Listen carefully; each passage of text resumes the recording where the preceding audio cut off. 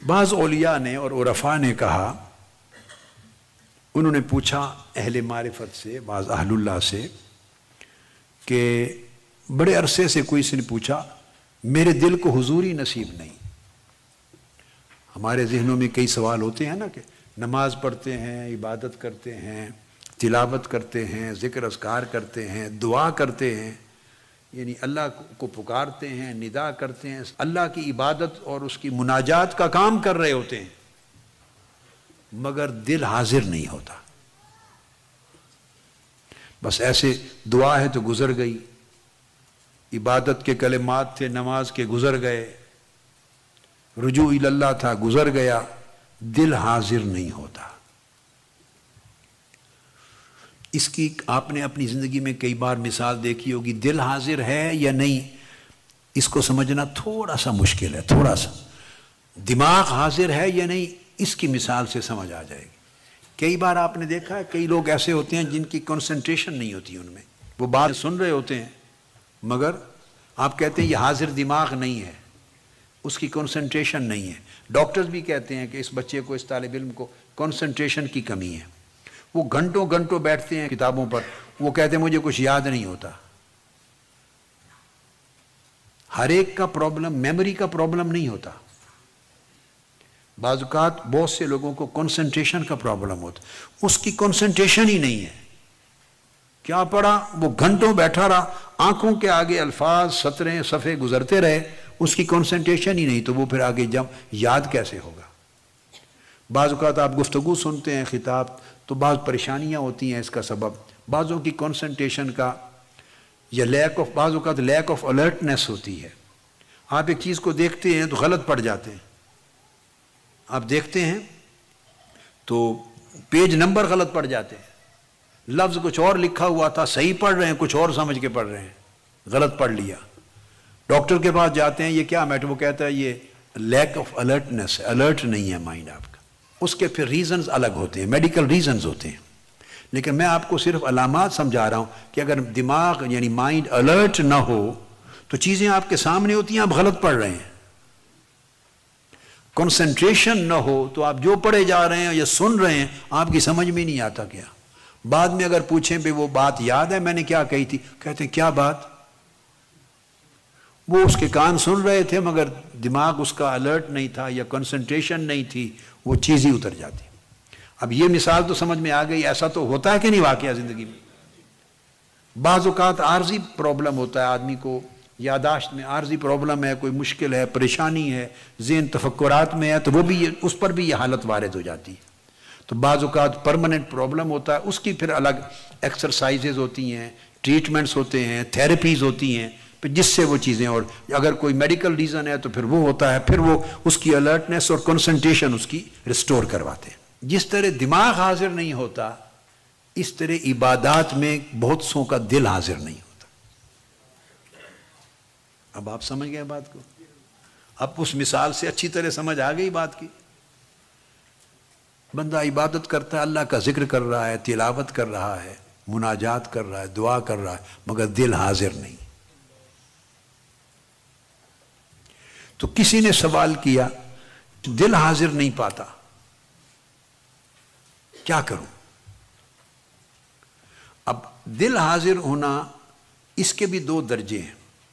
پہلا کہ دل حاضر ہو اس چیز میں جو عبادت، جو ذکر، جو طاعت، جو تلاوت آپ کر رہے ہیں، اللہ کی یاد، مناجات، اس میں دل حاضر ہو، یہ ادنا درجہ ہے۔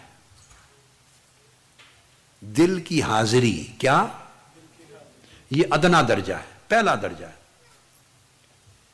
تو ہر شخص جو حاضر دماغ ہوتا ہے اسی طرح حاضر قلب، ہر شخص جس کا دل حاضر ہو، ضروری نہیں کہ وہ صاحب حضور قلب بھی ہے۔ دل کا حاضر ہونا اور چیز ہے، اور دل کو حضور نصیب ہونا اس سے اوپر کی چیز ہے۔ اس کو حضور قلبی کہتے ہیں۔ کیا؟ یعنی دل کی حضوری۔ دل کی ایک ہے کہ آپ کے ذکر میں اذکار میں، عبادات میں، طاعت میں، تلاوت میں، نیک کام میں جو کر رہے ہیں تو دل جمی کے ساتھ دل حاضر ہے، دل آپ کے ذکر اور آپ کی طاعت کے ساتھ جڑا ہوا ہے، کنیکٹڈ ہے، ڈسکنیکٹڈ نہیں ہے۔ جو عبادت اور تلاوت کر رہے ہیں اس جگہ سے ڈس اپیئر نہیں ہوا، دل کنیکٹڈ ہے۔ یہ ہے دل کا حاضر ہونا، جیسے دماغ کا حاضر ہونا۔ ٹھیک ہے؟ اب اگلی بات کہی، دل کا حاضر ہونا ایک درجہ ہے، اور یہ کئی لوگوں کو نصیب ہو جاتی ہے کہ اس کا دل حاضر ہے، یعنی دل جمی ہو گئی، ظاہری عبادت، عمل، طاعت، تلاوت، ذکر، اذکار، دعا جہاں کر رہا ہے اس کے ساتھ دل اس کا جڑا ہوا، کنیکٹڈ ہے، یہ کنیکشن ہے، یہ ہو گئی حاضری۔ کچھ لوگ اس سے بلند درجے کے لوگ ہوتے ہیں اور ان کا دل کا حاضر ہونا وہ ذکر کے ساتھ نہیں ہوتا، وہ مذکور کے ساتھ ہوتا ہے، یعنی وہ اللہ کی بارگاہ میں حاضر ہو جائے تو اس کو حضوری کہتے ہیں۔ پہلے تھا ذکر کے ساتھ حاضر ہو، کیا؟ اور اب کیا بات بتا رہا ہوں؟ جس کا ذکر ہو رہا ہے اس کی بارگاہ میں حاضر ہو، تو اس کی بارگاہ میں تب حاضر ہوتا ہے دل جو دل اس کے ساتھ جڑ جاتے ہیں، اس کو کہتے ہیں کہ اس کے دل کو حضوری حاصل ہے، اس کے دل کو حضوری رسائی ہے۔ کیا؟ اب اس کو بھی مثال سے سمجھا دوں تاکہ آپ کو اور ایزی ہو جائے۔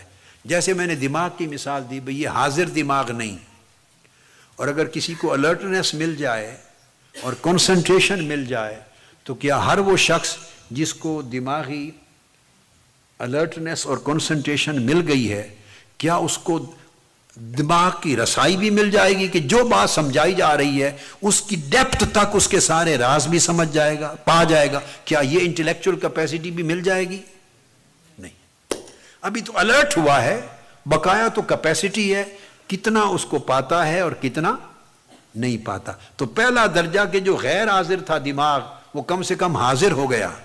اب حاضر ہو جانے کے بعد کتنا سمجھتا ہے، کتنی رسائی پاتا ہے اور کتنی نہیں پاتا، یہ پھر اس کا اپنا، اب سمجھ گیا، نصیب ہے۔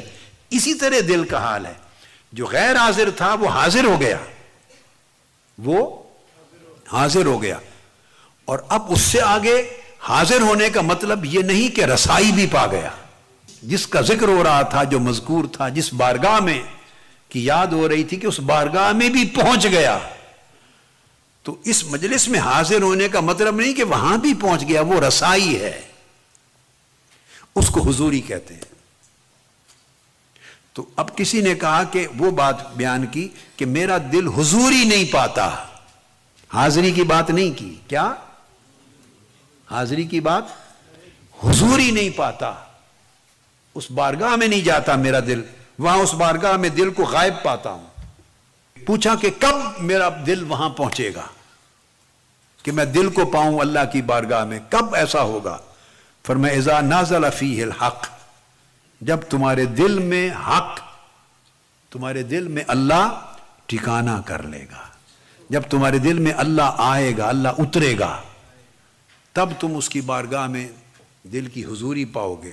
تو انہوں نے پوچھا کہ اللہ کب اترے گا میرے دل میں؟ اللہ کا نزول، کیا میرے دل میں اللہ کا نزول کب ہوگا؟ اللہ کب میرے دل میں آئے گا؟ تو جواب دی اذا ارتحل عنہ ما دون الحق، فرمایا جب اس کے غیروں کو دل سے نکال دو گے، جب غیر چلے جائیں گے تو وہ آ جائے گا،